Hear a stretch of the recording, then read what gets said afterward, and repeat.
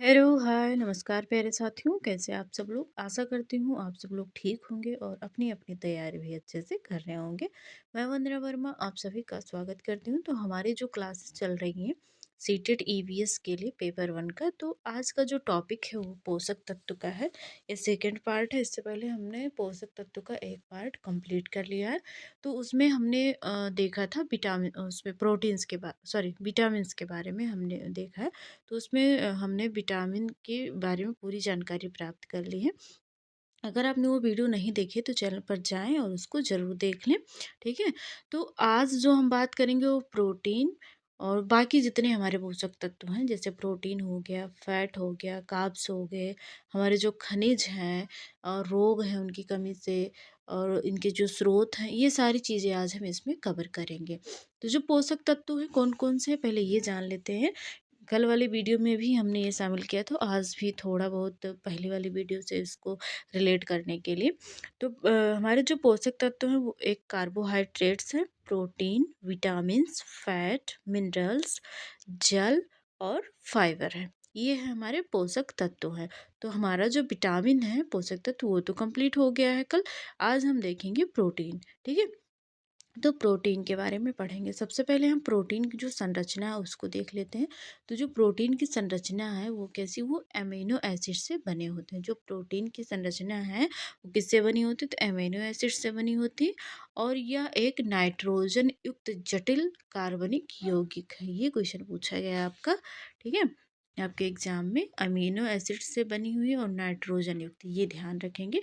Protein की संरचना कैसी है कि वो अमीनो एसिड से बने होते हैं और यह एक नाइट्रोजन युक्त, मतलब इसमें नाइट्रोजन होता है, जटिल कार्बनिक यौगिक है, ठीक है। और विटामिन क्या था, वो भी कार्बनिक यौगिक था, ठीक। अब जो विटामिन है इसका बच्चों में क्या काम है, तो बच्चों के लिए बहुत ही महत्वपूर्ण है। क्यों? क्योंकि जो प्रोटीन होता है ये बच्चों की वृद्धि, बच्चों की वृद्धि और विकास के लिए सबसे जो आवश्यक पोषक तत्व है वो कौन सा, प्रोटीन है। क्योंकि ये मांसपेशियों के निर्माण में, नए ऊतकों के निर्माण में ये सहायक होती हैं, प्रोटीन, ठीक है। अगर हम देखें कि शरीर निर्माण में कैसे, तो इसे हम क्या कहते हैं, बॉडी बिल्डिंग फूड भी कहा जाता है। जो प्रोटीन है इसको क्या कहते हैं, बॉडी बिल्डिंग फीड कहा जाता है, फूड कहा जाता है, क्योंकि ये नए ऊतकों के निर्माण में सहायक होती हैं। तो बॉडी बिल्डिंग फूड किसे कहा जाता है, तो बॉडी बिल्डिंग फूड जो है उसे हम प्रोटीन को कहते हैं। क्यों कहते हैं, क्योंकि ये नए ऊतक मतलब टिश्यू के निर्माण में सहायक होती हैं। अब ये मरम्मत क्या करती हैं, तो जो हमारे पुराने और क्षतिग्रस्त ऊतक होते हैं उनकी मरम्मत करती हैं और घाव को भरने में मदद कर, जैसे कि आप देखे होंगे कहीं अगर आपको कट लग गया तो कुछ टाइम बाद वो जो वहाँ जो कट लगा है वहाँ घाव बना वो क्या होता है, ढक जाता है, नए ऊतक उसको ढक लेते हैं। तो वो जो घाव था उसको भरने में किसने मदद की, प्रोटीन ने। क्यों? क्योंकि जो नया ऊतक बना उसको बनाने का कार्य कौन करता है, प्रोटीन करता है, बनने में मदद करता है। तो वो जो आपका घाव था भरा वो प्रोटीन की वजह से ही भरा। तो यही इसमें कहा गया है कि जो पुराने हमारे क्षतिग्रस्त ऊतक की मरम्मत करता है और घाव को भरने में मदद करता है। अगर इसके अन्य कार्य की बात करें तो रक्त, एंजाइम और हार्मोन के निर्माण में इसकी जो महत्वपूर्ण भूमिका होती है। अगर जो हम बॉडी बिल्डिंग हो गई, मतलब कि शरीर निर्माण, ऊतक निर्माण, घाव भरना, इसके अलावा अगर अन्य कार्य देखें तो ये जो है ये रक्त, एंजाइम और हार्मोन निर्माण में भी सहायक होता है। कौन? प्रोटीन होता है, ठीक है। अब जो प्रोटीन है हमें इससे कितनी ऊर्जा मिलती है, ये तो इतनी मतलब सहायता तो करती ही है, लेकिन इससे हमें ऊर्जा भी मिलती है प्रोटीन से। अगर आप 1 ग्राम प्रोटीन से अगर आप 1 ग्राम प्रोटीन लेते हैं तो इससे आपको कितनी ऊर्जा मिलेगी, तो 4.3 किलो कैलोरी ऊर्जा हमें इससे प्राप्त होती है, जो कि का जो अब देखिए यहाँ पर अगर हम उसकी कार्ब्स की बात करें, मतलब कार्बोहाइड्रेट की बात करें और प्रोटीन की, तो अगर दोनों में देखा जाए कि किससे ऊर्जा हमें ज़्यादा मिलती है, तो प्रोटीन से ज़्यादा मिलती है ऊर्जा। लेकिन अगर हम देखें कि जो मतलब हमें सबसे ज़्यादा अगर देखिए, एक हमारा है प्रोटीन, एक है विटामिन, एक है फैट। तो इसमें अगर हम देखें तो सबसे ज़्यादा अगर बात करें कि हमें ऊर्जा किससे मिलती है तो फैट से मिलती है। उसके बाद में प्रोटीन और सबसे कम मिलती है हमें कार्बोहाइड्रेट से।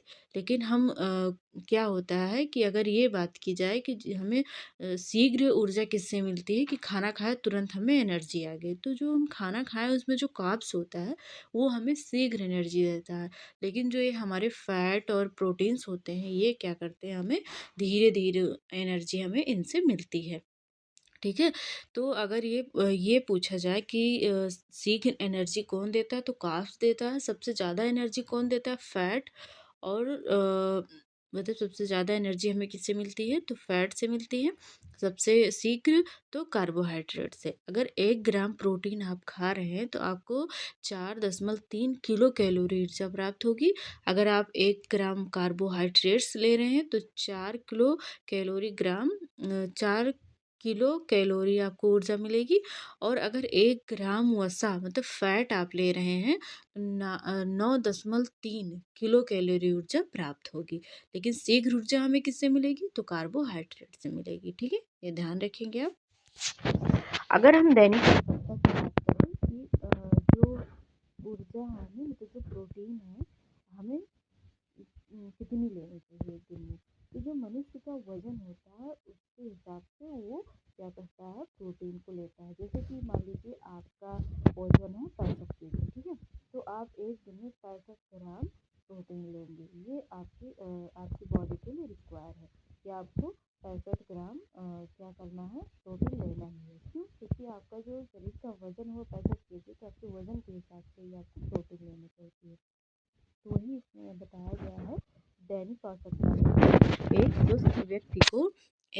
स्वस्थ व्यक्ति को क्या एक स्वस्थ वयस्क व्यक्ति है इसे प्रतिदिन उसके शरीर के वजन के प्रति किलोग्राम पर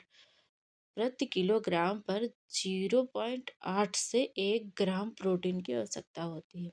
अब मान लीजिए 60 केजी वजन वाले व्यक्ति को 60 ग्राम प्रोटीन लेना होगा। ठीक है? जैसे आप 40 किलोग्राम के हैं तो आपको 40 ग्राम प्रोटीन लेना होगा। इसी प्रकार से अब हम प्रोटीन की कमी से जो होने वाले रोग है उसकी बात कर लेते हैं। ये क्वेश्चन आपका यहाँ से पूछा गया है। तो एक रोग है क्वाशियोरकर। क्या है? क्वाशियोरकर। तो क्वाशियोरकर जो है इसमें हम इसके लक्षण देखेंगे तो ये जो है मुख्य रूप से प्रोटीन की कमी से होता है। तो ये क्वाशियोरकर जो रोग है इसमें क्या होता है कि जो बच्चा होता है इसका पेट जो है वो बाहर निकल आता है। ठीक है? बाहर निकल आता है और हाथ पैर क्या होते हैं पतले पतले हो जाते हैं। आपने सुना भी होगा हाथ पैर दुबले पतले पेट जबरदंग है ऐसे करके आपने कहावत सुनी होगी। ठीक है? तो यहाँ पर क्या है कि क्वाशियोरकर में क्या हो जाता है कि बच्चा जो होता है इसमें प्रोटीन की कमी होने की वजह से पेट जो है वो बाहर निकल आता है और हाथ पैर इसके पतले पतले हो जाते हैं। अगर हेल्थ लाइन के अनुसार इसकी बात करें तो जो अन्य लक्षण है क्या होता है सूजन और मांसपेशियों की क्षति इसमें शामिल है। और प्रोटीन की कमी से जो दूसरा रोग है वो कौन सा है? तो दूसरा रोग है मरासमस। इसमें क्या होता है कि प्रोटीन और कैलोरी दोनों की अत्यधिक कमी होती है। और रुक जाइए 1 मिनट हम आपको वो दिखाते हैं इमेज ये आप देख सकते हैं कि ये है। देखिए इसमें जो बच्चा है इसका पेट बाहर निकला है हाथ पैर जो हैं वो पतले हैं। तो एक क्वाशियोरकर रोग है।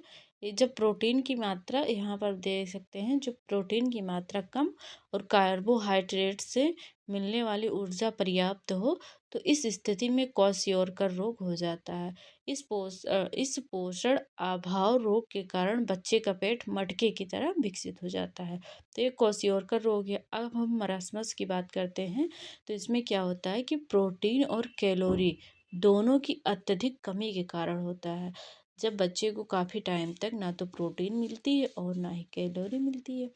तो मतलब या कार्ब्स ले लीजिए ना कार्बोहाइड्रेट मिला ना ही प्रोटीन मिली तो क्या होता है कि इस बच्चे का जो शरीर है वो सूख जाता है। ठीक है?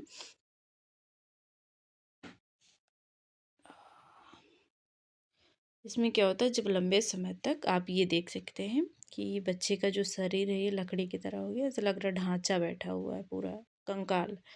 बच्चे का जब लंबे समय तक प्रोटीन और ऊर्जा दोनों की कमी रहती है, तो इस स्थिति में पैदा होने वाले रोग को मरस्मस कहते हैं। इन दोनों की ही परिस्थितियों में बच्चे का विकास रुक जाता है और वह अपनी पूर्ण क्षमता में विकसित नहीं हो पाता है। ठीक है। अब हम बात करते हैं फैट की। जो अगला हमारा पोषक तत्व है वो फैट है। प्रोटीन हमारा कंप्लीट हो गया। तो प्रोटीन से हमारे जो क्वेश्चन बनेंगे, ये रोग पूछ लिया जाता है प्रोटीन से, कि प्रोटीन से कौन कौन से रोग होते हैं। ठीक है। और जो ये इसकी जो संरचना है वो पूछ ली जाती है। तो ये आप ध्यान रखेंगे, इतना इसमें ज़्यादा महत्वपूर्ण है। अगर फैट की बात किया जाए तो फैट जो है, इसे वसा कहते हैं हिंदी में, फैट इंग्लिश में बोलते हैं। तो अगर फैट की बात करें तो फैट के जो कार्य और प्रकार हैं उसकी बात कर लेते हैं। तो फैट का जो कार्य होता है, ये होता है शरीर को ऊर्जा प्रदान करना। फैट का कार्य क्या होता है? शरीर को ऊर्जा प्रदान करना। जैसे मान लीजिए आप जब भूखे रहते हैं, जब व्रत रखते हैं, तो बहुत हल्का फुल्का खाना होता है। खाना खाना क्या खाना होता है? वैसे फ्रूट्स हो गए, ये सारी चीज़ें आप खाते हैं। ठीक है। जूस वगैरह पीते हैं। तो जब आप व्रत रखते हैं तो उस टाइम आपके शरीर को एनर्जी की जो ज़रूरत होती है उसकी पूर्ति कौन करता है? फैट करता है। क्योंकि फैट जो होता है ये आपके शरीर में संचित रहता है। ठीक है। तो ज़रूरत पड़ने पर उसको ऊर्जा के रूप में हम लोग यूज़ करते हैं। ठीक है। मतलब हमारा शरीर यूज़ करता है। और ये कार्य क्या करता है? ये शरीर का जो तापमान है उसको नियंत्रण रखता है। शरीर के तापमान को भी नियंत्रित रखता है। और जो हमारे कोमल अंग जैसे कि हृदय, फेफड़ा, किडनी है, इनकी सुरक्षा करता है, क्योंकि इनके ऊपर जब फैट जो है वो जमा हो जाता है। ठीक है। विटामिन फैट में, वसा में जो घुलनशील विटामिन है उनको अवशोषण करने में सहायक होता है। कौन कौन विटामिन जो वसा में है, ये हमने कल देख रखा है। तो vitamin A, vitamin D, vitamin E और के, ये क्या है? वसा में घुलनशील विटामिन है। अगर हम वसा फैट के प्रकार की बात करें कि फैट कितने प्रकार का होता है, तो फैट जो ये होता है दो प्रकार का होता है। कौन कौन से? एक होता है संतृप्त और एक होता है असंतृप्त। मतलब सेचुरेटेड और अनसेचुरेटेड। ठीक है।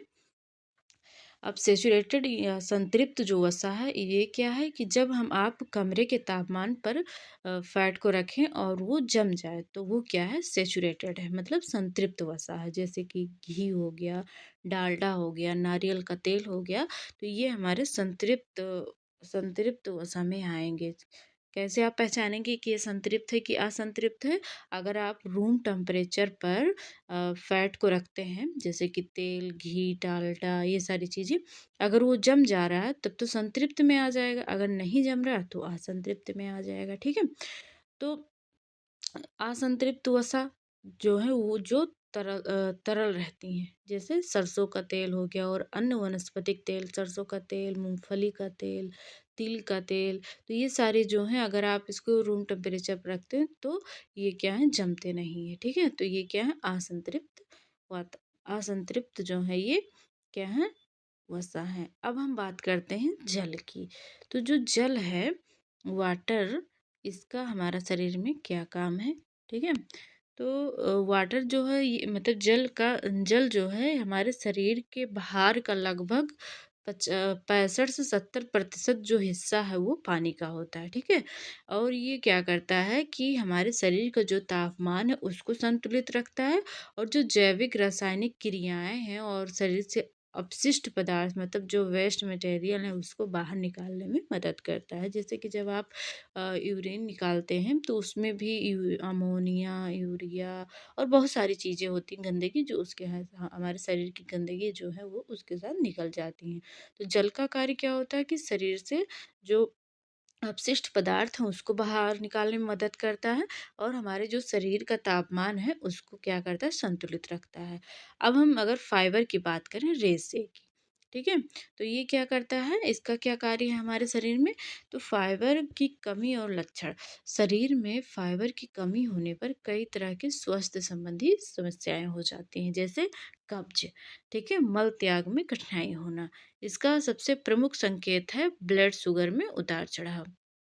अगर कब्ज है, ठीक है, एक तो हो गया कब्ज, अगर फाइबर आप कम ले रहे हैं तो क्या होगा? आपको कब्ज की शिकायत बनी रहेगी, मतलब कि आप पॉटी नहीं कर पाएंगे सही से। सीधी बात बोल दिया जाए, कब्ज ना समझ पाए तो।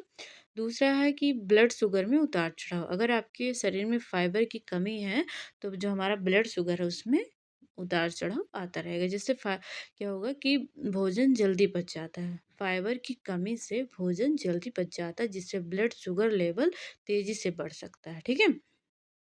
भूख जल्दी भूख लगना, तो इसमें क्या है कि इसकी कमी से और अगला क्या कारण है, भूख जल्दी लगना।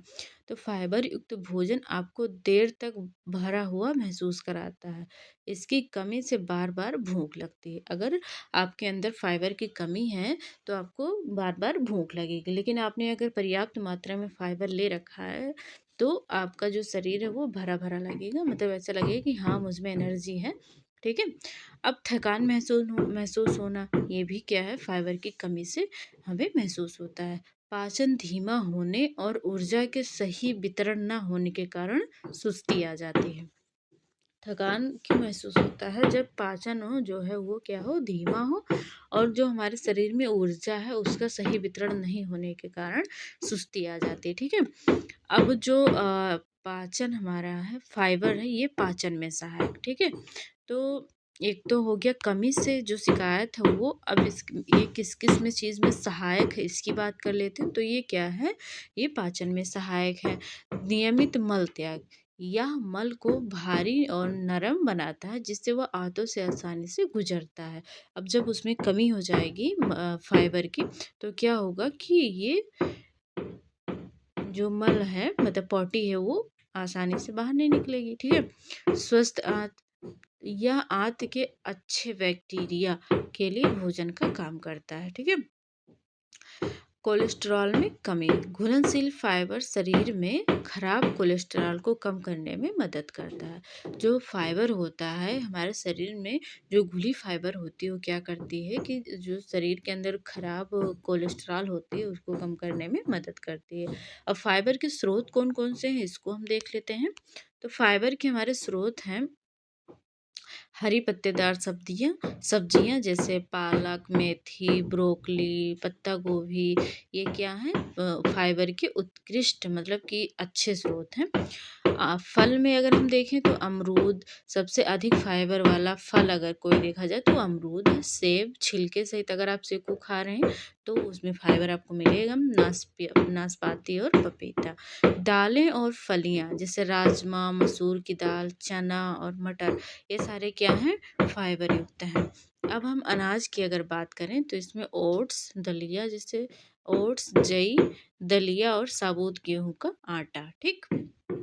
नट्स और बीज, अगर आप बादाम खाते हैं, अलसी और चिया सीड्स खाते हैं तो इससे भी आपको पर्याप्त मात्रा में फाइबर मिलता है। ठीक है। अब हम इसमें कुछ ज़रूरी सुझाव दिया गया है उसको देख लेते हैं। तो ज़रूरी सुझाव क्या है कि दैनिक आवश्यकता में कितने हमें फाइबर लेने चाहिए। तो वयस्क को प्रतिदिन 25 से 35 ग्राम फाइबर की आवश्यकता होती है। ठीक है। कितना, 25 से 35 ग्राम फाइबर की आवश्यकता होती है। पानी का सेवन, जब आप फाइबर बढ़ाते हैं तो पर्याप्त पानी पीना बहुत ज़रूरी है, वरना पेट फूलने की समस्या हो सकती है। मतलब जब आप फाइबर की मात्रा ले रहे हैं अच्छी खासी, तो आपको पानी भी अच्छे से पीना चाहिए, नहीं तो एसिडिटी वगैरह इसकी प्रॉब्लम हो जाएगी। ठीक। अब हम बात करते हैं कार्ब्स की, मतलब कार्बोहाइड्रेट की। तो शीघ्र ऊर्जा देने वाला पोषक तत्व कौन है, तो वो कार्ब्स है। कार्ब्स का ही एक प्रकार है ग्लूकोज। ग्लूकोज क्या है, कार्ब्स का ही एक प्रकार है। तो ये क्या है, ये सरल कार्बोहाइड्रेट है। जो ग्लूकोज है ये क्या है, सरल कार्बोहाइड्रेट्स है। इसे ब्लड शुगर भी कहा जाता है। जो ग्लूकोज है इसको, ग्लूकोज क्या है, एक कार्बोहाइड्रेट का एक प्रकार है। ठीक है। कार्बोहाइड्रेट का ये क्या है, एक प्रकार है, और ये इसे क्या कहते हैं, ब्लड शुगर कहते हैं। ग्लूकोज जो है ये रक्त में मिलकर शरीर को शीघ्र ऊर्जा प्रदान करती है। जैसे कि मान लीजिए आप बीमार हैं, आप कुछ खा नहीं पा रहे हैं, तो आप जब डॉक्टर के पास जाएंगे तो सबसे पहले डॉक्टर क्या करता है, आपको तुरंत ग्लूकोज लगा देगा। वो कोई दवा नहीं होती है। उससे क्या होगा कि आपके शरीर को ऊर्जा मिलेगी, तो वो क्या करता है, ड्रिप लगा देता है आपको। ठीक। तो उससे क्या होती है, आपको शीघ्र ही ऊर्जा मिलती है। और जो ग्लूकोज होता है, जब आपके शरीर में ग्लूकोज की मात्रा अधिक हो जाती है तो अग्नाशय जो है उससे एक एंजाइम निकलता है, ठीक है, हार्मोन्स निकलता है, उसका नाम है इंसुलिन हार्मोन्स। तो इंसुलिन हार्मोन्स जो होता है ये क्या करता है, जो अभी रुकिए, देखिए कहाँ से निकलता है, तो अग्नाशय के बीटा सेल, अग्नाशय के बीटा सेल से ये इंसुलिन निकलता है। इंसुलिन जो हार्मोन होता है इस कहाँ से निकलता है, तो अग्नाशय के बीटा सेल से निकलता है। और जो एक्स्ट्रा ग्लूकोज बन जाते हैं हमारे शरीर में, तो ये इंसुलिन उसको लीवर में स्टोर कर देता है। तो जो लीवर में स्टोर ग्लूकोज होते हैं उसे हम ग्लाइकोजन के नाम से जानते हैं। किसके नाम से जानते हैं, तो ग्लाइकोजन के नाम से जानते हैं। और जब व्रत वगैरह हम रखते हैं तो वो ग्लाइकोजन ही हमें ऊर्जा देता है, ठीक है। अब हम बात कर लेते हैं मधुमेह। जब हमारे शरीर में ग्लूकोज की अधिकता हो जाती है और इंसुलिन की कमी हो, इंसुलिन की क्या हो गई, कमी हो गई, मतलब कि अग्नाशय से क्या हुआ कि इंसुलिन की जो मात्रा जो इंसुलिन निकल रहा था हार्मोन्स, उसकी मात्रा में कमी आ गई और ग्लूकोज की मात्रा बढ़ गई। तो इससे क्या होगा कि हमें डायबिटीज़ हो जाएगा, मतलब मधुमेह हो जाता है। तो इसमें क्या होता है, रक्त में शुगर लेवल बढ़ जाता है, ठीक। तो रक्त में शुगर लेवल का बढ़ना क्या कहलाता है, मधुमेह कहलाता है। अब इसके जो ग्लूकोज ये हैं, इसके जो मुख्य स्रोत हैं वो कौन कौन से, तो केला, गेहूँ, चीनी, मक्का, ब्रेड, आलू, कार्बोहाइड्रेट के बेहतरीन स्रोत हैं, ठीक है। आपने देखा होगा कि जो डायबिटीज़ वाले पेशेंट होते हैं वो इंसुलिन का इंजेक्शन लेते हैं। क्यों लेते हैं, क्योंकि भाई जब उनके अंदर इंसुलिन होगा तो वो ग्लूकोज की जो ग्लूकोज है, जो एक्स्ट्रा ग्लूकोज है उसको क्या करेगा, लीवर में स्टोर कर देगा। तो उनके शरीर में जितनी मात्रा में ग्लूकोज की आवश्यकता होगी उतना ही जाएगा, ठीक है। लेकिन जब कमी हो जाती है तो रक्त में ग्लूकोज की मात्रा बढ़ जाती है, जिससे क्या होता है, मधुमेह हो जाता है। अब हम खनिज की बात कर लेते हैं। ये खनिज है, पांचवा जो हमारा पोषक तत्व है वो खनिज है। सबसे पहले खनिज में हम लोहे की बात करते हैं कि लोहे का हमारे शरीर में क्या कार्य होता है। अब ये नहीं कि आप जाके सरिया खाएं, मतलब जो सरिया हो गया, जो लोहे की सामान होगी वो खाएं, कहें कि हमें हमारे शरीर में लोहे की कमी है, नहीं। मतलब बहुत कम मात्रा में हमें इसकी ज़रूरत होती है शरीर में। और हमारे जो भोजन जो हम लेते हैं, जैसे हरी पत्तेदार सब्जियां हो गई, आंवला हो गया, गुड़ हो गया, जब ये सब खाते हैं तो हमारे शरीर में उसकी कमी पूरी हो जाती है, ठीक है। तो जो लोहा आयरन है, इसका कार्य क्या होता है, तो रक्त में हीमोग्लोबिन के निर्माण के लिए आवश्यक होता है। जो हमारे शरीर मतलब हमारे रक्त में हीमोग्लोबिन जो पाया जाता है उसके निर्माण में सहायक होता है आयरन, ठीक है। अब हीमोग्लोबिन क्या करता है हमारे शरीर में, तो ये क्या करता है, ऑक्सीजन का प्रवाहन करता है, मतलब ऑक्सीजन को एक सेल से दूसरे सेल में भेजने का कार्य करता है। हीमोग्लोबिन के कारण ही हमारी जो रेड ब्लड सेल्स होती हैं उनका रंग जो है वो रेड होता है, क्योंकि इसमें हीमोग्लोबिन में हीमो नामक एक वर्णक पदार्थ होता है, जिसके कारण ये हीमोग्लोबिन लाल होता है और ब्लड में पाया जाता है, तो उसका उसी के कारण वो भी लाल हो जाता है, ठीक है। अगर हम आयरन की कमी से रोग देखें तो कौन सा रोग है, एनीमिया हो जाता है, मतलब खून की कमी, ठीक है। अब हम बात कर लेते हैं इसके स्रोत की, तो आंवला और हरी पत्तेदार सब्जियां जो है आयरन के स्रोत हैं। सामान्य स्तर पर अगर हीमोग्लोबिन की मात्रा की बात की जाए जो एनसीईआरटी में दी गई है, वो है 12 से 16 जीएम, मतलब कि ग्राम, ठीक है, डेसीलीटर, ठीक। आयोडीन की अब हम बात कर लेते हैं। तो आयोडीन का हमारे शरीर में क्या कार्य होता है, तो मस्तिष्क की कार्यप्रणाली को सुचारू रखने और शरीर के विकास के लिए अनिवार्य होता है। जो आयोडीन है ये क्या करता है,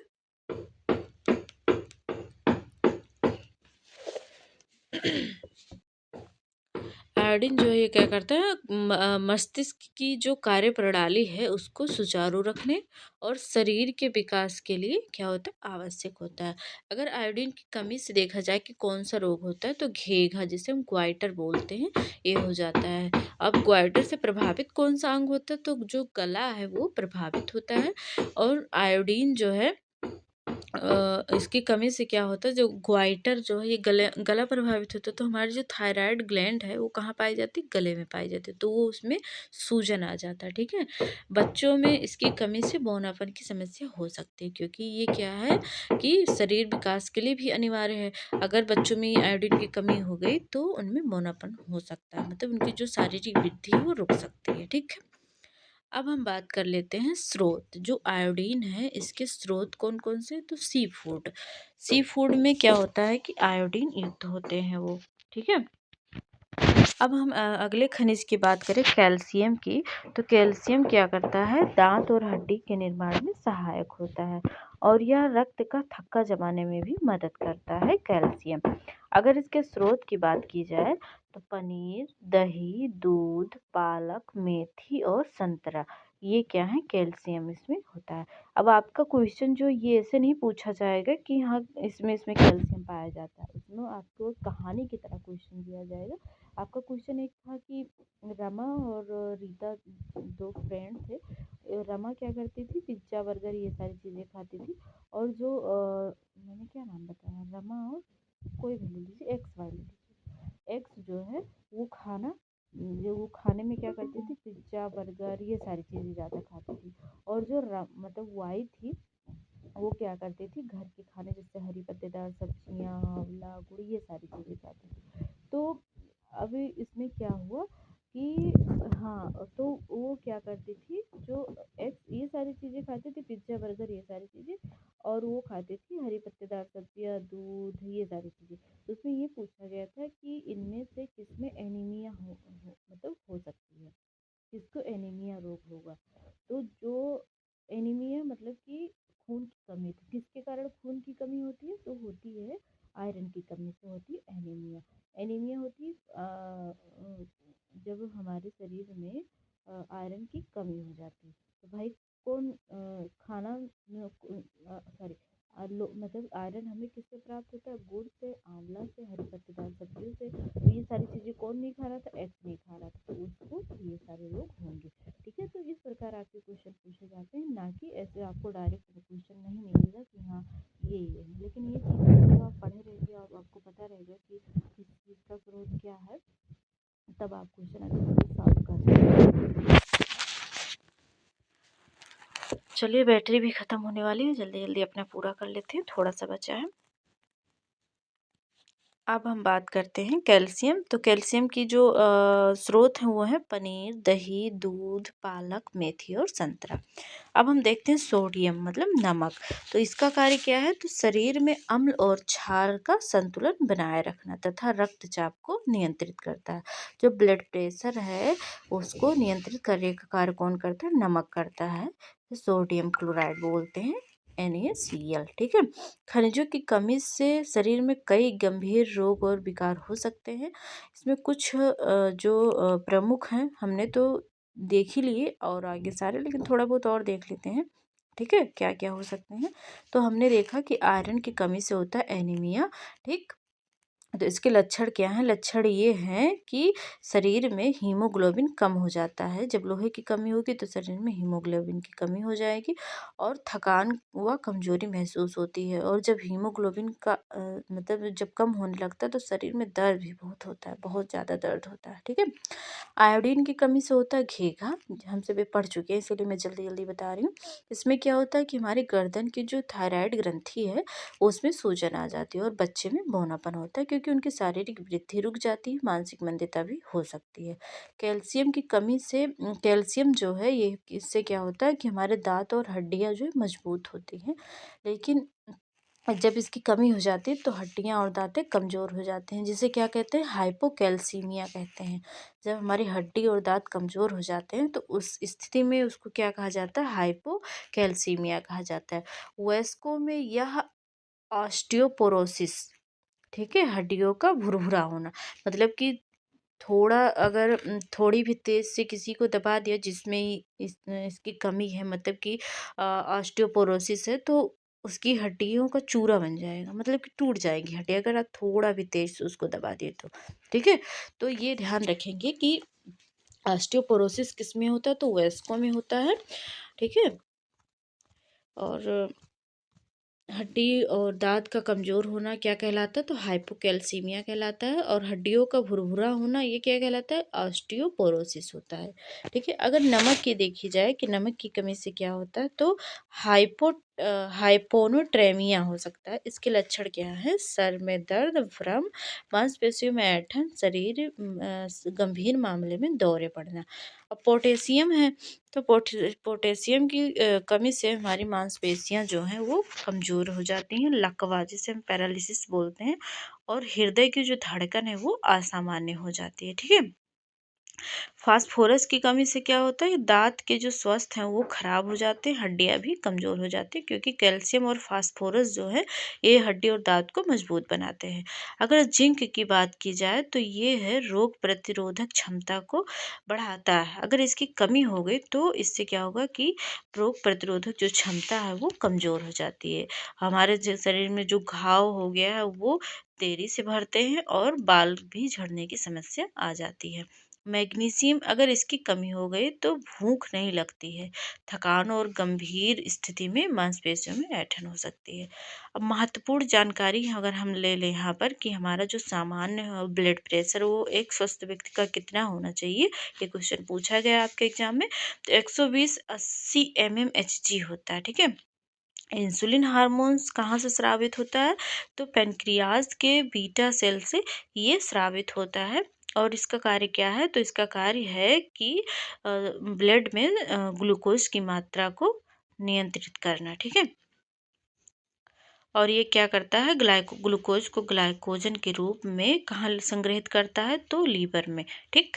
अब खाद्य पदार्थों का परीक्षण देख लेते हैं, ये यहाँ से भी आपका क्वेश्चन पूछा गया है। तो खाद्य पदार्थों का परीक्षण, इसमें सबसे पहले हम स्टार्च की बात करेंगे कि स्टार्च का परीक्षण किस प्रकार होगा। तो खाद्य पदार्थ में स्टार्च की उपस्थिति जानने के लिए सबसे पहले हम जो खाद्य पदार्थ लिए हैं उसकी थोड़ी सी मात्रा लेंगे और उसमें आयोडीन घोल जो है उसकी 2-3 बूंदें डाल देंगे। यदि जो खाद्य पदार्थ हमने लिया है उसका रंग नीला काला हो जाता है तो इसका मतलब उसमें स्टार्च की उपस्थिति है। ठीक है? अगर हम प्रोटीन की ये देखें कि जो हम खाना खा रहे हैं उसमें प्रोटीन है कि नहीं है, तो इसके लिए क्या करेंगे? तो सबसे पहले हम क्या करेंगे? खाद्य पदार्थ का पेस्ट तैयार करेंगे। ठीक है? उसके बाद में अगर 1 सेकंड रुकिए। खाद्य पदार्थ का पेस्ट तैयार करेंगे और उसमें 2 बूंद कॉपर सल्फेट और 10 बूंद कास्टिक सोडा का डाल देंगे। क्या करेंगे? 2 बूंद कॉपर सल्फेट और 10 बूंद कास्टिक सोडा का डाल देंगे। अगर उस खाद्य पदार्थ का रंग बैंगनी हो गया तो उसका क्या है? मतलब उसका जो हमने खाद्य पदार्थ लिया था उसमें प्रोटीन की उपस्थिति है। ये सॉल्यूशन जो ये एनसीईआरटी में दिया गया है, तो इसलिए गलत नहीं है, वहीं से क्वेश्चन हमारे पूछा ही जाता है। तो वसा अगर बात करें हम फैट टेस्ट, तो यह जो है सबसे सरल है और इसके लिए किसी रसायन की हमें आवश्यकता नहीं होती। अब इसके परीक्षण के लिए हम कैसे पता करें कि हाँ इसमें फैट है कि नहीं है? तो इसमें क्या करें कि खाद्य पदार्थ को कागज़ के टुकड़े में लपेट देकर कुचलें। मतलब कि मान लीजिए मूंगफली का दाना ले लीजिए 2-4 और उसको कागज़ के टुकड़े में रख के और उसको किसी चीज़ से उसको क्या करें? उसमें भुरभुरा कर दें, मतलब उसको कूट दें। उसके बाद में क्या करें? जो कागज़ है उसको सावधानी से उस कागज़ से क्या करें? जो नमी है उसको धूप में रखकर सुखा लें। फिर क्या देखेंगे कि जब वो कागज़ सूख गया तो उस पे तैलीय धब्बा दिखेगा। मतलब कि जब देखेंगे तो जहाँ तक वो दाना था, मतलब कि आपने मूँगफली का जो रखा था दाना 2-4 और उसको फोड़ा था, उसमें कूचे थे, तो उसमें जहाँ-जहाँ तक था वहाँ पर क्या होगा? तेल-तेल लग जाएगा। ऐसा लगेगा कि हाँ, यहाँ पर तेल लगाया गया था। तो उससे हमें ये पता चल जाएगा कि हाँ, उसमें क्या है? फैट है। तो ये हमारे हो गए पोषक तत्व। और आशा करती हूँ आपको ये सारी चीज़ें समझ में आई होंगी। अगर कोई समस्या हो, ना समझ में आई हो, तो आप उसे कमेंट बॉक्स में बता सकते हैं। तो चलिए मिलते हैं अगली वीडियो में और एक नए टॉपिक के साथ। तो आज के लिए इतना ही।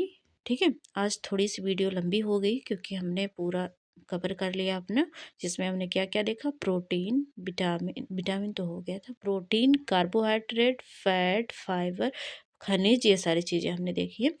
तो चलिए ठीक है, मिलते हैं अगली वीडियो में। आज के लिए इतना ही। आप सभी का बहुत बहुत धन्यवाद हमसे जुड़ने के लिए।